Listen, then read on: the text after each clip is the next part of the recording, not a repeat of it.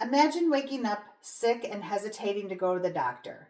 Not because you're scared of the diagnosis, but because you're scared of the bill. For millions of Americans, this isn't an exaggeration, it's their daily reality. Today, I want to persuade you that the United States must implement universal health care. To do that, I will first explain the problem with our current system. Second, describe the effects this problem has on individuals and society. And finally, present a solution that experts agree is both achievable and economically responsible. The first issue we must acknowledge is that the U.S. healthcare system is by every measure the most expensive in the world. Yet it leaves tens of millions uninsured or underinsured. According to the Centers for Medicare and Medicaid Services in 2023, national health spending has reached historic highs, surpassing $4.5 trillion, far more than any other developed nation. Despite this record spending, coverage gaps remain widespread, and many Americans still struggle to afford basic care. Researchers note that this is not simply a matter of high costs, it's a fundamental market failure. Baker, Chandra, and Shepard in 2023 explained that our insurance system cannot function efficiently when many people are priced out of coverage or excluded because of employment status, income, or health conditions. These structural failures create a system where need does not equal access. In short, we pay more and get less, and millions fall through the cracks. So, what does this broken system mean for real people?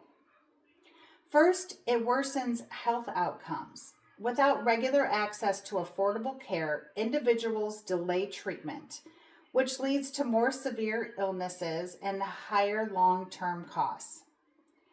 GLIDE in 2024 emphasizes that when health systems lack universal coverage, they see greater disparities in life expectancy, preventive care, and chronic disease management.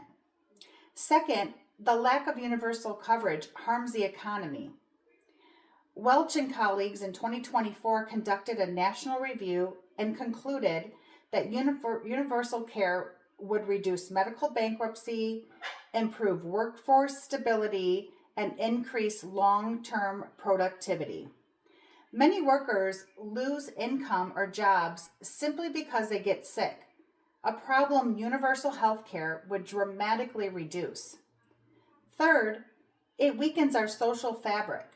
A health system that only works for some rather than all increases inequality. Families pay thousands in premiums, deductibles, and surprise bills, often leading to stress, debt, and financial insecurity. As Welch and others in 2024 report, this has a broad social impact. Poverty, higher poverty rates, reduced economic mobility, and poor community health. The effects are clear. Without universal health care, we all pay the price, financially, socially, and physically. The good news is that there is a solution. Researchers and policymakers widely agree that universal health care in the U.S. is not only possible, it's practical.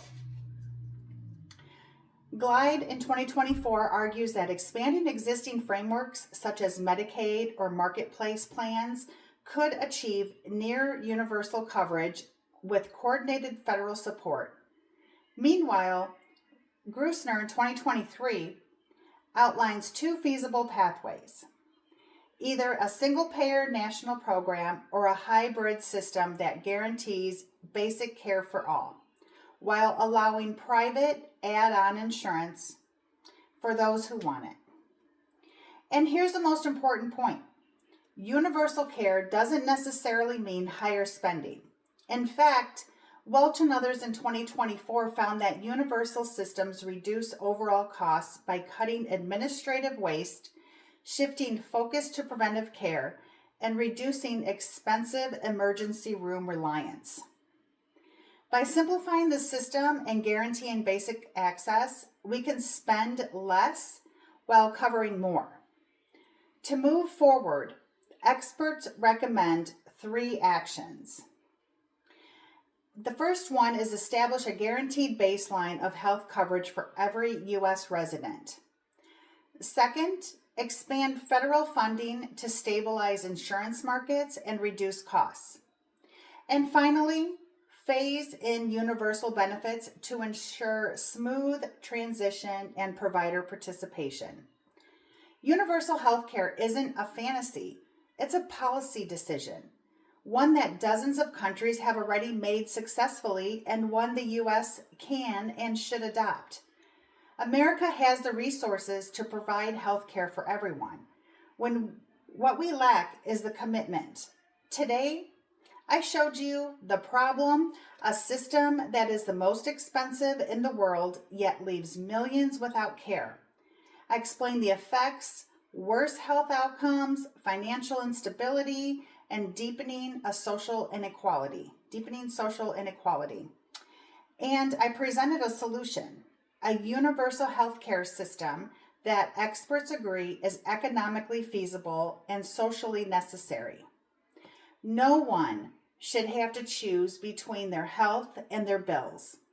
Universal healthcare is not just a policy, it's a moral obligation.